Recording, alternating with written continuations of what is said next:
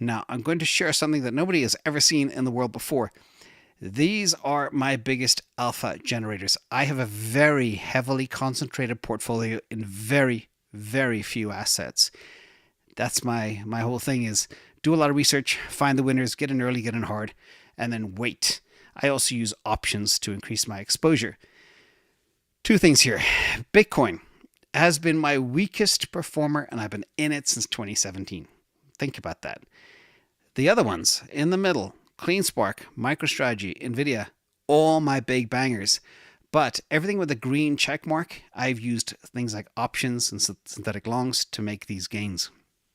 And also I DCA into them as well, and I buy them. Tesla is low because I bought a ton of Tesla over the last 14, 15 months, an absolute boatload. My average price for Tesla was $17.50. Now it's higher. But still, even that, it has done very well because of very low cost basis using options initially. But if Tesla goes to where I think it's going to go, that will be a crazy return that will far exceed all the others you see there, okay? Because of my leverage positions. The other thing to note about this is the time frame that these returns came in. So again, Bitcoin since 2017, what's that, nearly 8 years?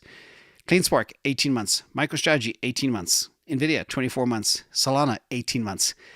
All the big gainers happened in that very, very short window of time. Tesla, I've been in also since 2017, just like Bitcoin. But again, I've been DCAing into Bitcoin and also Tesla, and that's reduced kind of my cost basis.